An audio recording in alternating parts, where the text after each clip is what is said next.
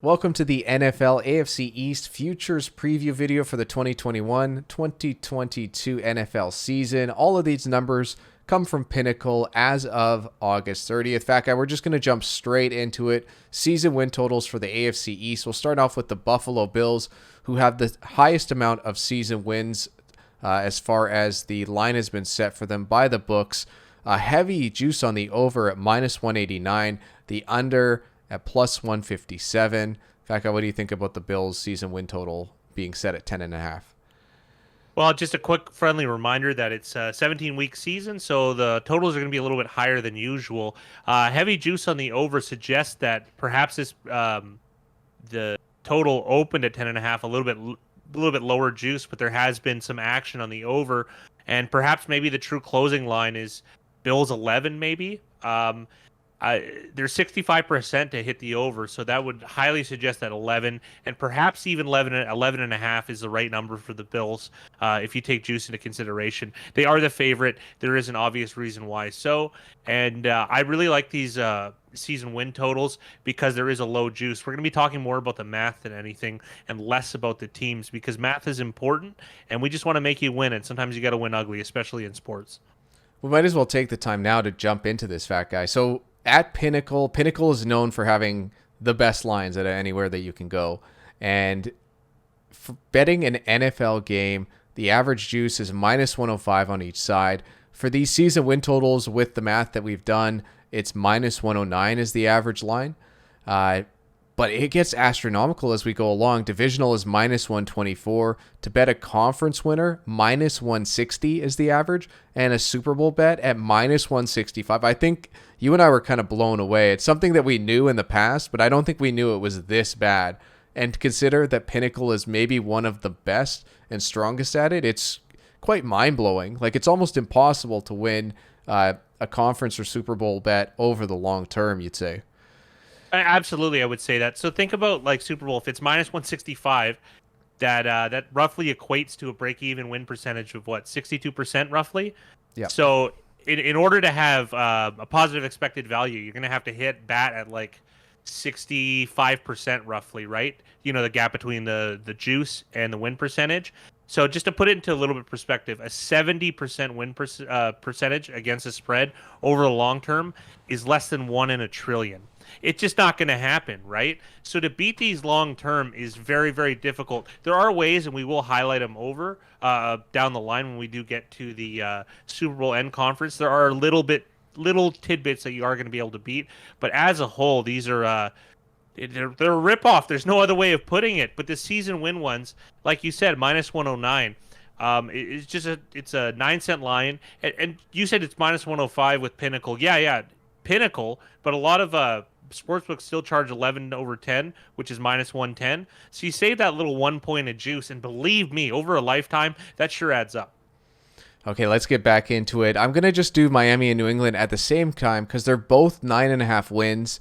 New England has slightly better juice favoring the over at minus 104, whereas the Dolphins are sitting at plus 120. So New England slightly more favored, you could say, to hit those 10 wins, even though both are more projected towards 9. Yeah. Well, this shows that they're very similar in team strength. That's how you can kind of glean out of it. So this would suggest to me that Miami is perhaps maybe a 2.5-point favorite at home, maybe 2 points over New England, and New England is closer to 3, but perhaps 2.5. With some juice on New England laying the points at home.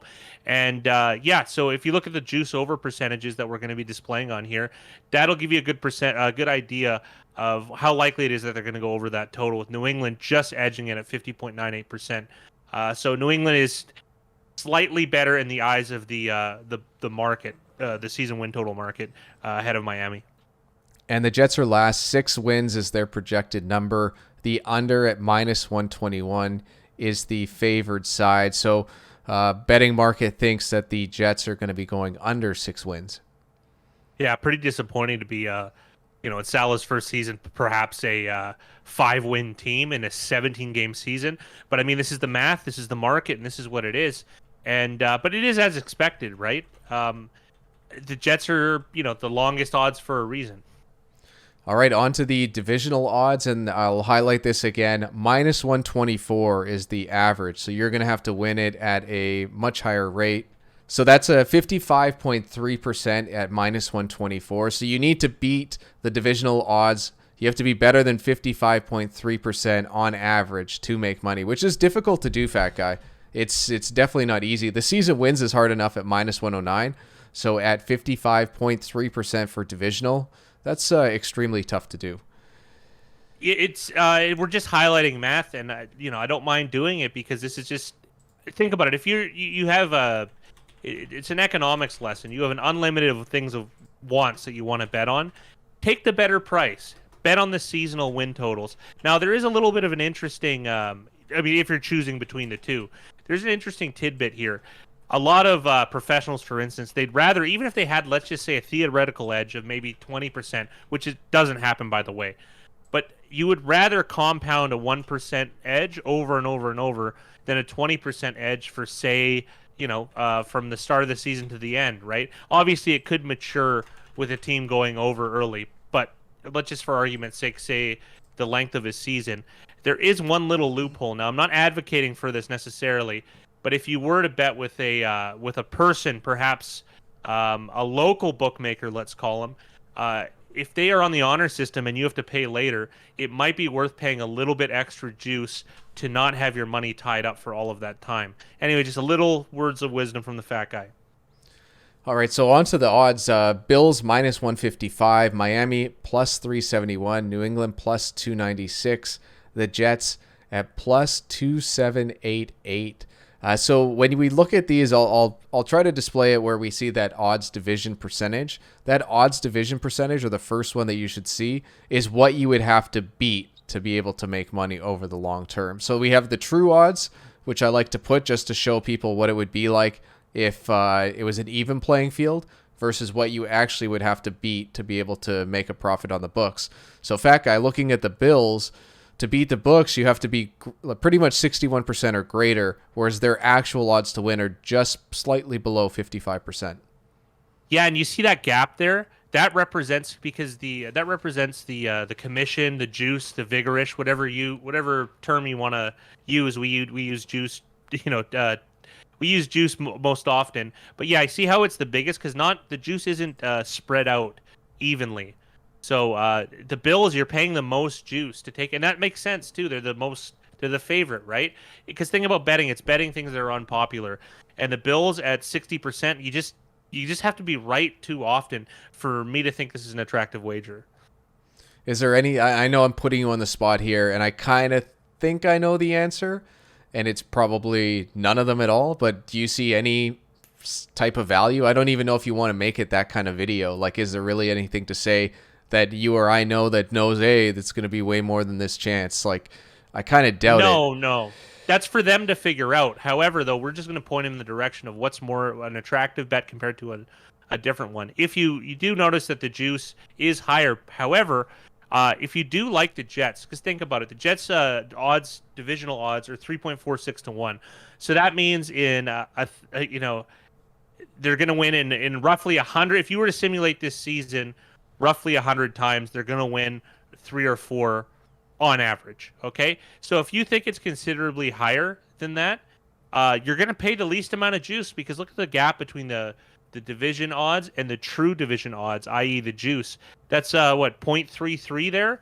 That's I can stomach paying that type of juice. And if I were to be betting with a bookie, for instance, I wouldn't mind paying a little bit extra. I wouldn't mind only getting 26 to 1, where I'm not going to pay a lot of juice if I did think there was value on the Jets. Again, it's theoretical. Do I think the Jets are going to win the division? No, but everyone has a chance, and perhaps it is higher than 3.46%, but those are the odds that are being displayed. Next up, onto the conference odds. Bills plus 500, the Pats plus 987, Miami plus 1557, and the Jets at a whopping plus 9500. Well, yeah, that's 9,500 for the conference. But I mean, that makes sense. They're the worst team. But again, look at these gaps between odds conference percentage and true percentage. You're gonna the more favored team you go with, the higher juice that you'll pay. And think about it. It's like anything in life. Things that are more popular, they don't get discounted. Things that are unpopular, they go in the discount bin, and that's where you're going to find the Jets. But then again, as we've been talking about attractive bets, I still, there's better things than betting the conference. If you look at the 123%, the highest juice so far, and then obviously you can glance over at the next one. It's probably going to be higher at the Super Bowl, as we will display momentarily. But again, the Jets have the lowest juice, so I don't know if there's value on them at 95-1, but I can tell you that there's a lower amount of juice that you're going to pay on the Jets, for instance. I'm trying to sway you away from taking these huge favorites, because paying juice just fills the coffers of the sports books. So I'm just going to bring some math into this as well. Obviously, all this stuff is all math. But the break-even point for betting the conference is 61.5%, which is crazy. That's what the minus 160 odds are. So we're getting minus 160 on average on these bets. The books are getting plus 160 in their pockets. It's pretty insane. And it's then how to print money. It's a good business for them if they can write it right. I'm kind of curious if it might be a good business decision to kind of lower this juice a little bit. But I mean, if they're writing good business with this type of juice, then I guess we're the suckers for taking it, right? But that's why we're trying to educate a little bit here. On to the Super Bowl. Buffalo's 10-1. New England is just under 28-1. The Miami Jets are at 36.5-1. And the New York Jets 226-1. Their true percentage is 0.35% chance to win that Super Bowl.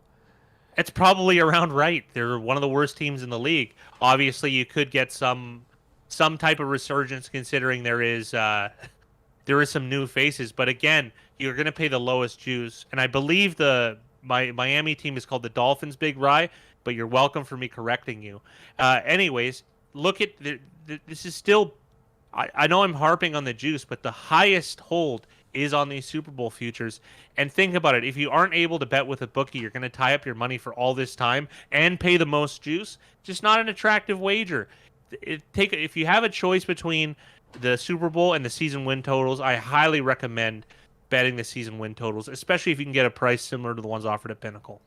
Well, Super Bowl odds, 62.2% would be the break even. Just to break even, you'd have to be right 62.2% of the time over the long haul. That number is going to be increased if you're betting, favorites, because the juice is greater. And to bet season win totals, 52.1%, much more stomachable. And what he's talking about too is neutral field, neutral teams. He's not, you don't have to be right individually, but he's trying to level the playing field between the two, and you just have to be right so much more often on a Super Bowl bet as opposed to a season win total. Thank you for watching our divisional futures preview for the 2021-2022 NFL season. The Fat Guy and I have a lot planned for the upcoming season. The picks video will be released every Sunday night. We will have our third annual Picks Against the Spread contest. We will be live for every Monday night and Thursday night football game.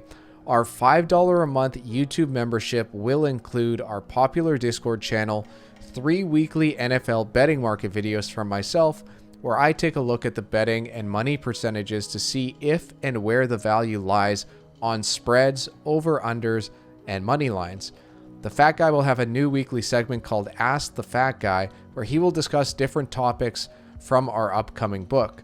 So please consider clicking the join button to access our $5 a month YouTube membership and access everything the Fat Guy and I have to offer. Good luck to you in the upcoming NFL season.